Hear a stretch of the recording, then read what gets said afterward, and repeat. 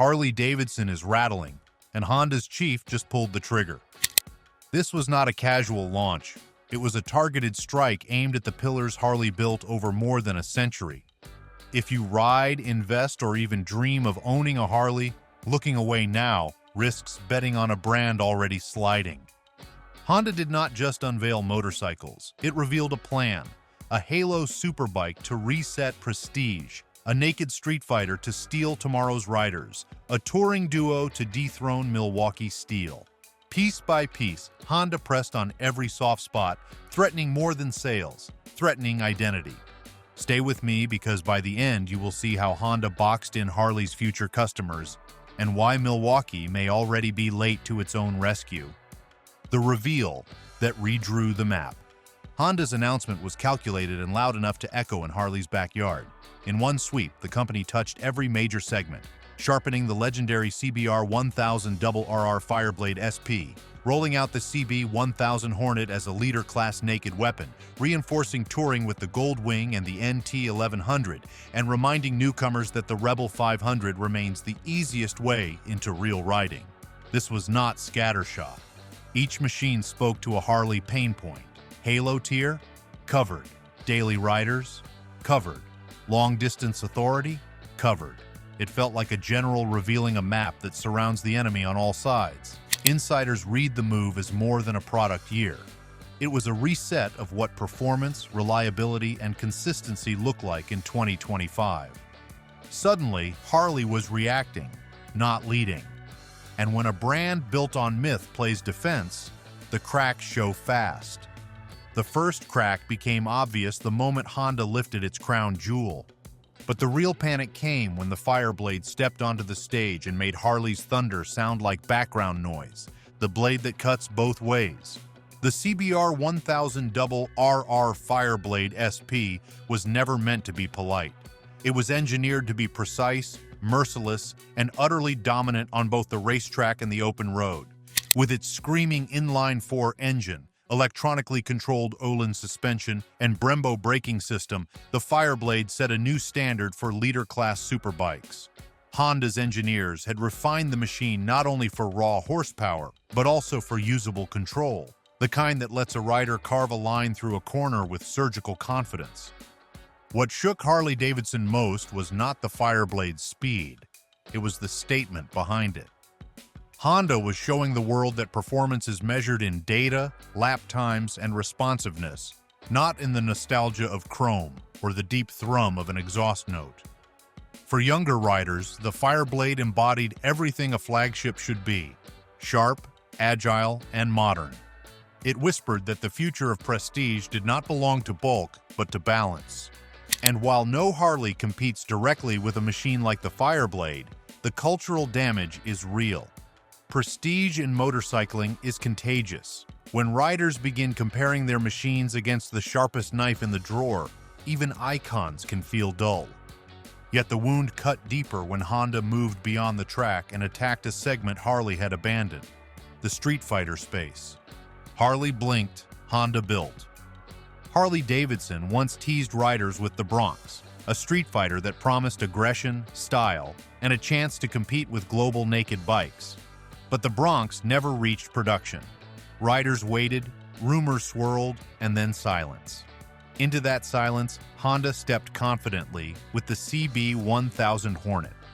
The Hornet is stripped of unnecessary weight and gimmicks. It is lean, muscular, and focused on giving riders direct connection to the road. Its leader-class inline-4 engine delivers immediate acceleration. Its suspension is tuned for agility, and its upright stance puts control in the rider's hands without intimidation. For the generation that wants a bike to handle weekday commutes and weekend canyon runs, the Hornet is the answer Harley refused to give. This was not just about horsepower, it was about credibility. Harley had an opportunity to claim the streetfighter category and speak to riders under 40, but hesitation left the door wide open. Honda walked through and planted its flag. Forums, rider clubs, and social media lit up with excitement, not for the Bronx that never was, but for the Hornet that had arrived. Harley did not just lose a product slot, it lost cultural ground. And when cultural ground is lost, the battlefield shifts to areas once thought safe. Which is why the next shock came not from the street, but from the highway, where Honda redefined long-distance power. If you're still with me, hit like. It tells us riders like you care about this fight. Drop your thoughts in the comments too. Do you think Harley can recover, or has Honda already changed the game forever? The quiet dethroning on the highway. For decades, Harley Davidson's fortress was long-distance touring. The heavyweight cruiser with saddlebags and a thundering V-twin was the ultimate symbol of freedom. Yet Honda's dual assault with the Gold Wing and the NT 1100 quietly tore down that fortress brick by brick. The Gold Wing, refined over half a century, remains a marvel of engineering. Its flat-six engine delivers turbine-like smoothness, its double wishbone front suspension keeps the ride balanced, and its comfort features rival luxury automobiles. Riders who once swore by Harley found themselves seduced by the Wing's composure after 8 hours on the highway. Meanwhile, the NT 1100 emerged as a modern alternative. Lighter, more agile, and tailored for riders who wanted touring ability without the burden of extreme weight. Together, these two Hondas redefined what it means to travel far and travel well. The symbolism is devastating for Harley. If touring loyalty begins to crumble, the very heart of the brand is at risk. Riders are not only comparing styling cues, they are comparing fatigue levels, range, and day-after soreness. Honda is not just offering motorcycles, it is offering endurance. And as the highway crown wavered, Harley faced a harsher truth in the next arena, where the fight would be measured in cold numbers and consumer choices. Long miles demand the right kit. See the description for touring gear and accessories that make endurance easy. The Gateway Trap. The Honda Rebel 500 does not roar, it whispers. And that quiet whisper is powerful enough to redirect entire generations of riders away from Harley Davidson before they ever touch a chrome-finned cruiser. With its approachable 27-inch seat height, manageable 400-pound wet weight, and user-friendly parallel twin engine, the Rebel 500 is a motorcycle designed to remove intimidation. A new rider can flat-footed at a stoplight, shift through its gearbox without drama, and build confidence mile after mile. That first taste of freedom is unforgettable, and Honda knows it. For decades, Harley relied on aspirational pull. You began on a small Japanese bike and then graduated into Milwaukee steel. But the Rebel short-circuits that pipeline. Riders who start with Honda's most approachable cruiser often never leave.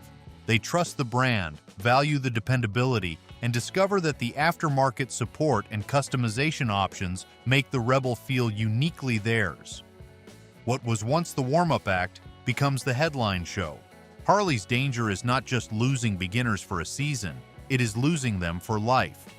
A first motorcycle is like a first love, and the Rebel 500 is designed to be unforgettable in its simplicity and reliability. And if the Rebel traps the beginners, the next bike traps the thrill seekers who want muscle without intimidation. The middleweight moment Harley missed. Not every rider wants a heavyweight machine. Many want torque that arrives early, horsepower that builds smoothly, and a chassis that feels light enough to toss into a corner without fear. This is where Honda's CB 750 Hornet steps onto the stage. It is a middleweight that punches above its size, producing over 90 horsepower from its parallel twin while weighing far less than the hulking cruisers Harley favors. The Hornet speaks directly to riders who want daily usability and weekend excitement wrapped into one. Harley once had the chance to compete in this zone but consistently pulled away, focusing instead on bigger displacement and bigger prices. That left an opening, and Honda filled it with precision. The CB 750 Hornet does not overwhelm the rider, it invites them in. Its balance of agility and stability creates confidence in tight city streets, winding back roads, and open stretches of highway. The mid-range torque ensures that acceleration is satisfying without ever becoming punishing. This balance matters. Younger riders in particular are drawn to bikes that let them grow their skills without fear of being outmatched. The Hornet is not just a motorcycle, It is an ecosystem where skill, thrill, and practicality converge.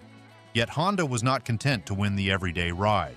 It also engineered a touring machine that redefined what endurance feels like. Miles without penance. The NT 1100 does not brag, it delivers. Touring motorcycles have long been Harley's fortress, but Honda approached the category with a different philosophy. Instead of sheer bulk, the NT 1100 focuses on reducing fatigue, balancing weight, and providing modern comfort. Its parallel twin engine produces smooth power, its chassis responds predictably, and its ergonomics keep riders relaxed mile after mile. Unlike the heavyweights of the past, this motorcycle is built for efficiency in every sense of the word. What separates the NT 1100 is how it makes long rides accessible. Riders who once dismissed touring as something only possible on a 900-pound behemoth now see a path forward. The adjustable windscreen, supportive seating, and natural riding triangle mean you can ride all day and still walk comfortably the next morning. Honda reframed touring not as a punishment endured for freedom, but as a freedom enhanced by comfort. This shift is devastating for Harley. If touring no longer requires muscle to control the bike, then loyalty to heavyweight cruisers begins to erode. Riders who want to see the country now have a machine that lets them do it with less strain, fewer stops, and greater confidence.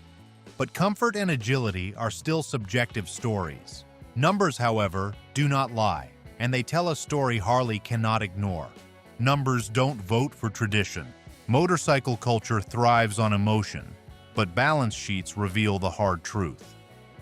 Harley Davidson's retail sales in 2024 declined compared to the previous year. International shipments softened, and margins were pressured by incentives required to move inventory. These numbers matter because they show that tradition alone no longer guarantees growth. A company that once commanded automatic loyalty now faces market hesitation. Honda, by contrast, reported steady strength across its two-wheeler division. Its diverse lineup ensures resilience against shocks in any single category. The Rebel secures entry-level customers, the Hornets energize the middleweight market, and the NT 1100 and Goldwing keep touring loyalists within the fold. Each rung of Honda's ladder is priced and engineered to capture a rider at a specific life stage, turning first-time buyers into long-term customers.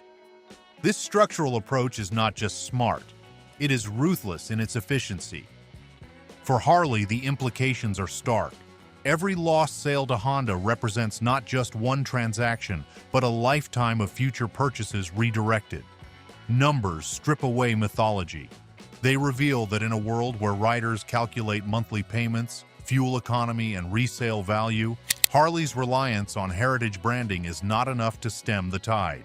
And as the spreadsheets tell their story, the next battle moves beyond numbers into culture itself, where identity, heritage, and generational taste collide. Identity used to rumble, now it carves. For much of the 20th century, the sound of a Harley Davidson V-twin was more than noise, it was identity. The low, rolling rumble was a badge of honor, a signal that freedom had an engine note.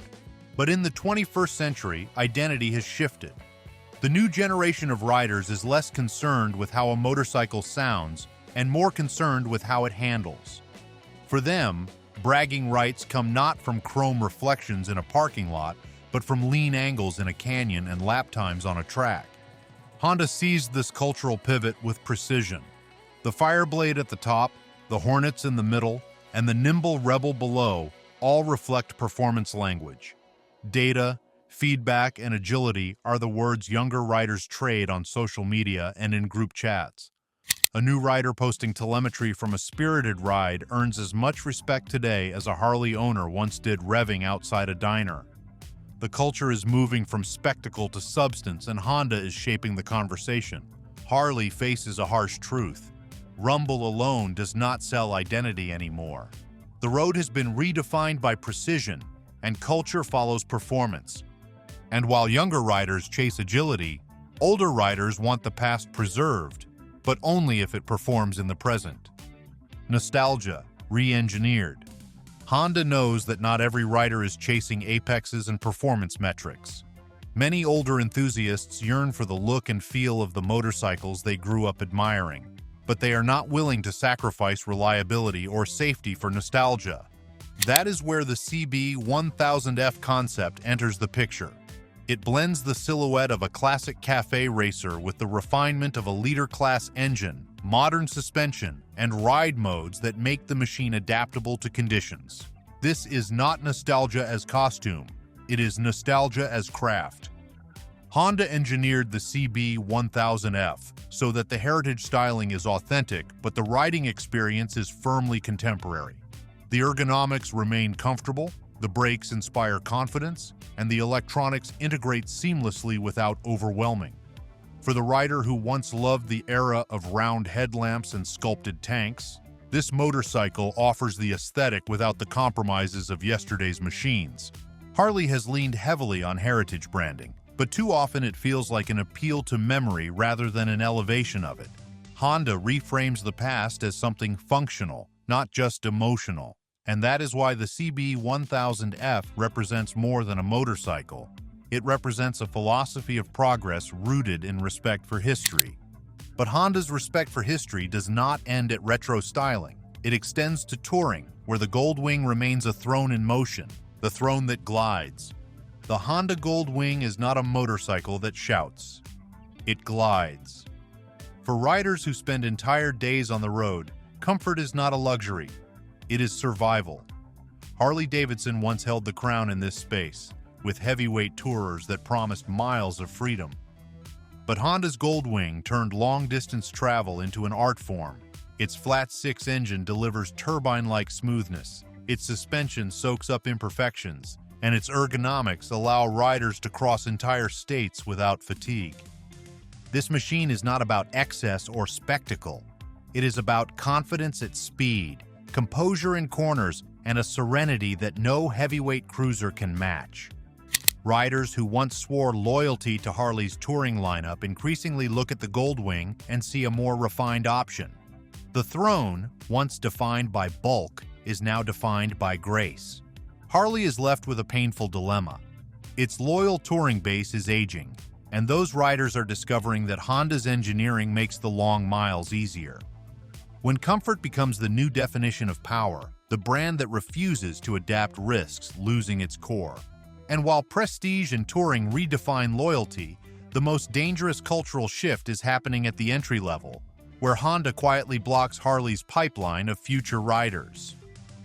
You've seen how deep this story runs, but we're only scratching the surface. Subscribe now.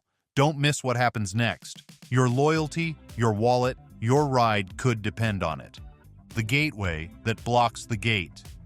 The Rebel 500 is not just a motorcycle. It is a barrier. For decades, Harley counted on a pipeline. Young riders would cut their teeth on smaller imports and eventually move up to Milwaukee steel. But Honda's Rebel disrupted that cycle by offering a first bike that also works as a forever bike.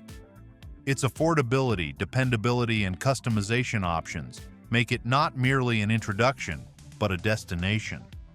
The consequence is systemic.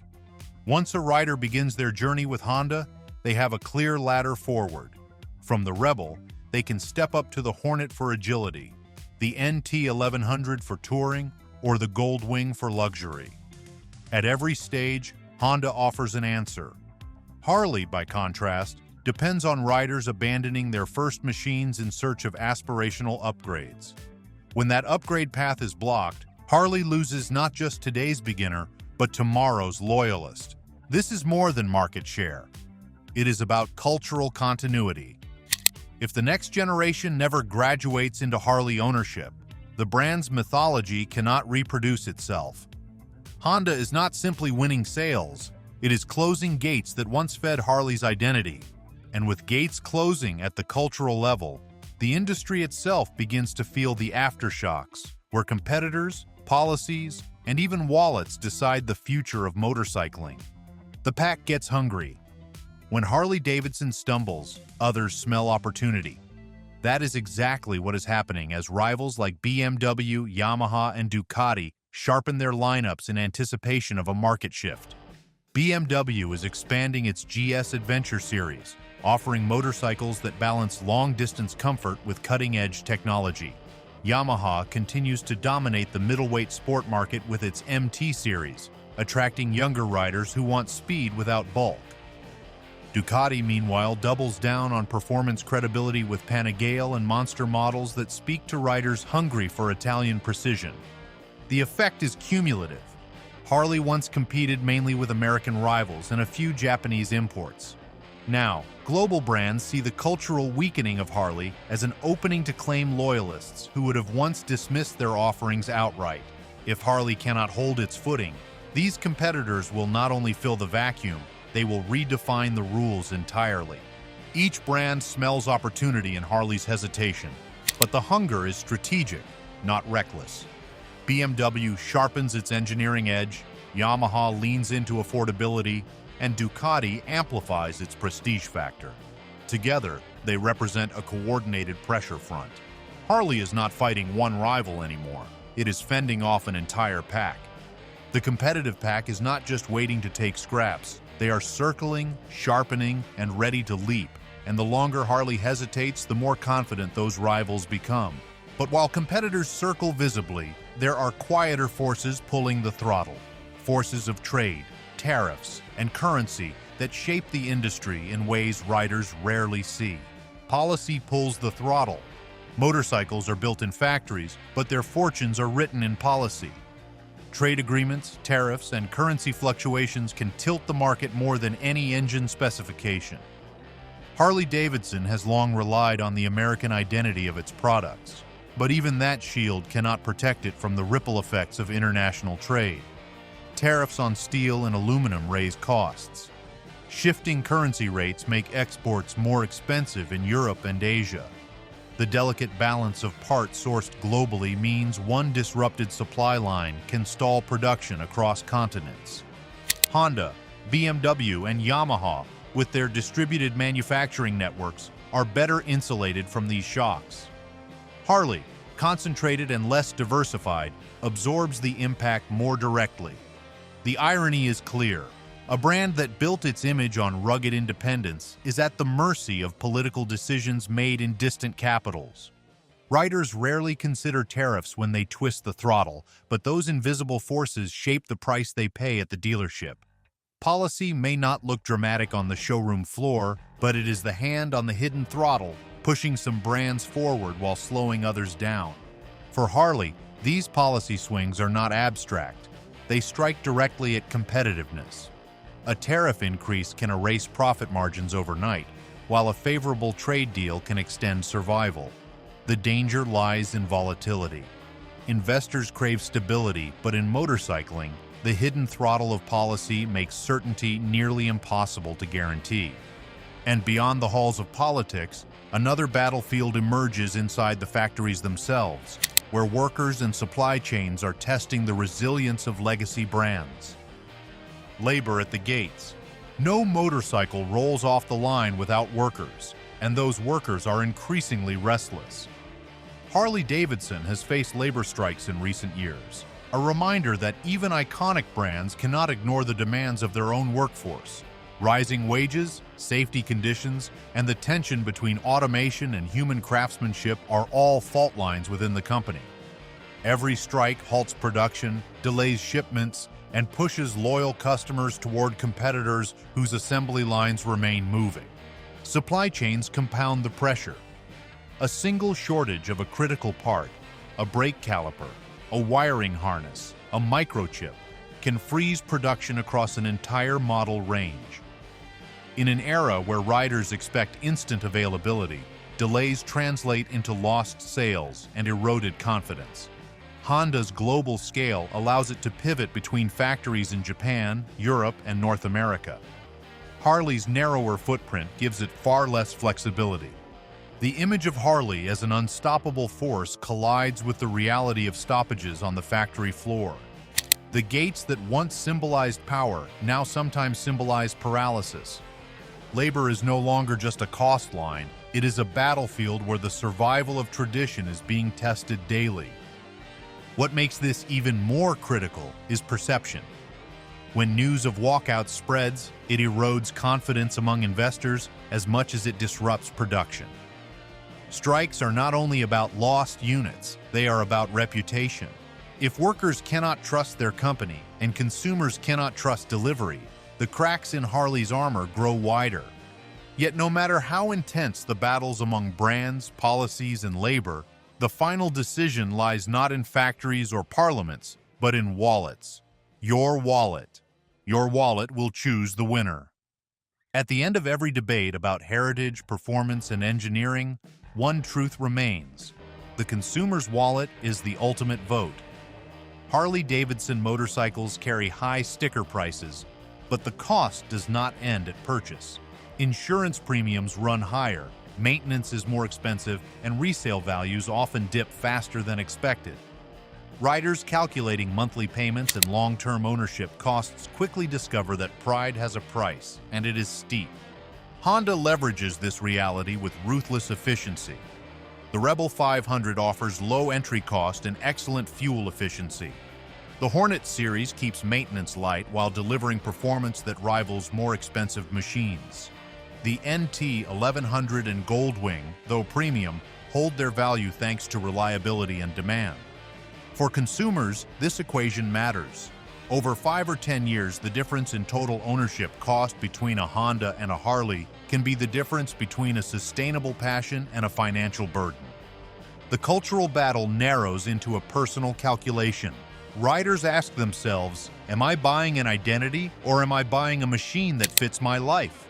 And more often than ever, the answer is steering them toward Honda and away from Harley. Which means the final shockwave is not about motorcycles at all. It is about what identity costs and who is truly willing to pay for it. The road ahead isn't just about motorcycles. It's about identity, loyalty, and the choices shaping the future of every rider. You've seen how Honda shook Harley, how rivals circled, and how wallets may ultimately decide the winner. But this story is far from over. New reveals are coming, and what's next will hit harder than anything we've covered here. If you don't want to be the last to know, subscribe right now, join the conversation, and stay ready, because the next twist could change everything. Your ride, your freedom, your future.